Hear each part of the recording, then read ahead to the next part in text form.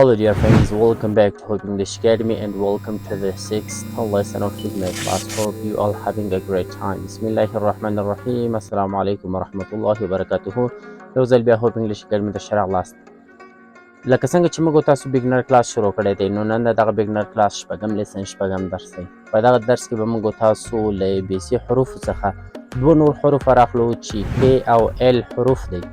نو پر دغه حروفو باندې به موږ تاسو څو لغاتونه جوړو. مطلب دا چې په دغه لغاتونو کې به دغه دوه حروف کارول شوي وي. د هغه لغاتونو د ریډینګ، د سپیلینګ او د رایټینګ پر اړه باندې به موږ تاسو غږیږو. نو که چیرته دغه ویډیو مو خوښه شوه، ویډیو ته لایک ورکړئ، او که چیرته مو زموږ سره څه نظر لرئ لاندې په کمنټ کې مو خپل نظر زموږ سره حتما شریک کړئ، او که چیرته دغه ویډیو څه معلوماتي ویډیو وه نو د ملګرو سره یې حتما ضرور شیر کړئ. بسم الله الرحمن الرحیم. لکه څنګه چې موږ تاسو پرون پر I او J باندې څو لغاتونه جوړ کړي وو، نو نن پر K او L حروفو باندې څو لغاتونه جوړو. د هغه د ریډینګ، د سپیلینګ او د رایټینګ په اړه باندې موږ تاسو غږیږو. نو راځم دلته یو لغت د انګلیسي دی چې په پښتو کې لیکم، بیا هغه موږ تاسو بیرته په انګلیسي حروفو باندې لیکو چې څنګه یې لیکلی سو. دغه چې ما په پښتو کې لیکلی دی دا دی کاینز. صحیح شو. دا کاینز به زه اوس په انګلیش کې مثلا څنګه لیکم. راځم به د هر حروف اوازونو ته به فکر کوم، د هغه لپاره به د انګلیسي حروف ورته انتخابوم. نو زه اوس راځم دلته د اولین حرف اواز چې دی که دی. صحیح شو. د که لپاره موږ تاسو کې کاروو، د که اواز دی. بل دغه درې حروف دي. صحیح شو. الف دی، ی حمزه داره او ی دوه ټکي والا. صحیح شو. نو دا آی اواز دی. د آی اواز لپاره موږ تاسو خپله آی لیکو، او بیا چې دی نون دی چې د نه اواز ورکوي، د نه اواز لپاره موږ تاسو ان کاروو. همدا رقم د ډ اواز دی، د ډ اواز لپاره موږ تاسو ډي کاروو. د هر لغت چې جمع کیږي په اخر کې چې اس راسي هغه بیا د ز اواز ورکوي. چې دلته زی ده نو د زی لپاره موږ تاسو اس کاروو. راځم زه دلته اوس په انګلیش کې لیکم.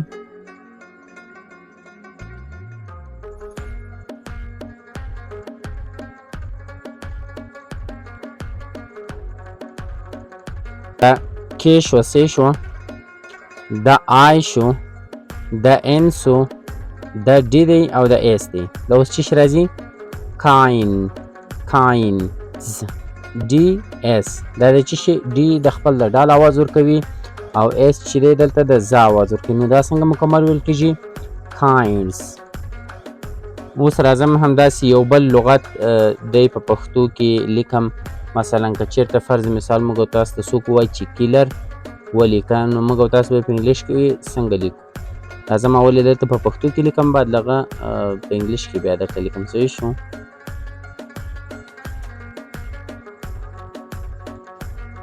دا چې په پښتو کې دغه رقم لیکل کېږي کیلر. صحیح شو. یا کیلرز، که زی ورکړې دلته کیلرز کېږي. کیلر چې دی قاتل ته ویل کېږي. نو اوس راځم همداسې په پښتو کې لیکم، په انګلیش کې لیکم دغه د پښتو حروف.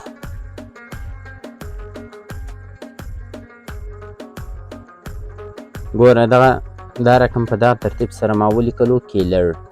ګوره دا که اواز شو. صحیح شو. چې دلته کاف دی، بیا چې دی یې دی. د یې لپاره موږ تاسو همیش د جملې په منځ کې اکثره ځایونو کې آی کاروو. صحیح شو. او دغه ګوره ډبل ای د څه شي لپاره دی؟ ځکه چې ال دلته له غوندې سخت ویل کېږي. کیلر، کیلر، لر.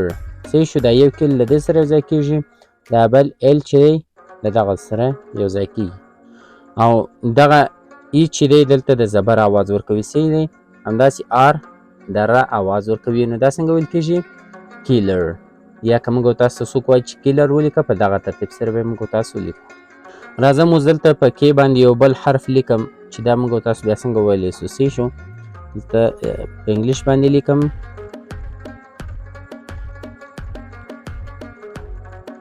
دغه حرف دا لغت چې ما ولیکلو زه به اوس دا څنګه وایم. صحیح شو. دلته راځم کې نبات. هر کله چې این وي بیا د نون اواز ورکوي، او کې دلته چې شي وي سایلنټ وي، نه ویل کېږي. آی چې دی خپل اواز ورکوي، او اف چې دی د ف اواز ورکوي.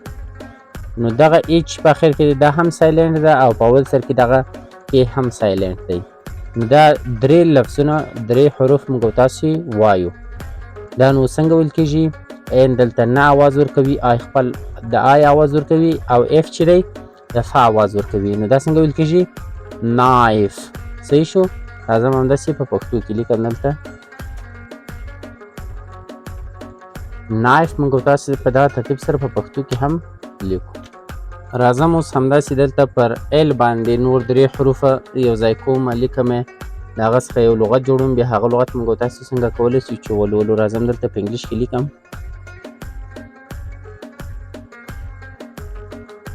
د ال لپاره موږ تاسې د لا اواز لرو، د ای لپاره موږ تاسې دلته خپل د ای اواز لرو، او د جې لپاره موږ تاسو د ګ اواز لرو، او دغه د ای لپاره موږ تاسې دلته د زبر اواز لرو، او ایل چې دی خپله بیا د لا اواز ورکوي. نو دا څنګه ویل کېږي؟ لی. راځم دلته په پښتو کې لیکم لیګل. صحیح شو؟ دوه حروف یو ځای سره ووایاست، بیا دغه درې بیرته بیا سره یو ځای کړئ. نو دا څنګه ویل کېږي؟ لیګل. دغسې په پښتو کې لیکل کېږي. لیګل چې دی مجاز ته ویل کېږي، یعنې قانوني. راځم اوس همداسې یو بل لغت لیکم، لور. صحیح شو؟ چې په اول سر کې ال راسي، یا لورز عاشقانو ته ویل کېږي.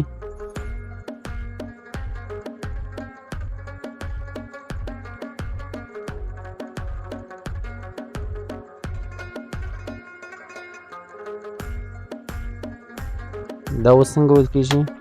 لورز. ګوره ال د لا اواز ورکوي، او د واو غوندې اواز ورکوي، او وی چې دی خپل د وی اواز ورکوي، ای چې دی د زبر اواز ورکوي، آر چې دی د را اواز ورکوي، ایس آخر کې دغه ایس چې دی د ز اواز ورکوي، ځکه چې دغه لغت دغومره دی. صحیح شو؟ نو دا چې جمع کېږي پر ایس باندې، چې کله جمع شي نو بیا ایس دلته د ز اواز ورکوي. دغه رقم سره موږ تاسې په پښتو کې لیکو. په دغه ترتیب سره موږ تاسو په پښتو کې لیکلی یاست. ګوره لورز، لورز. صحیح شو؟ یا یو واو یا ډبل واو مهم نه دی، خو هغه لغت ویل مهم دی. راځم همداسې یو بل لغت په انګلیش کې لیکم چې هغه دی لیټ. لیټ چې دی یعنې ناوخته ته ویل کېږي. راځم په انګلیش کې څنګه لیکم.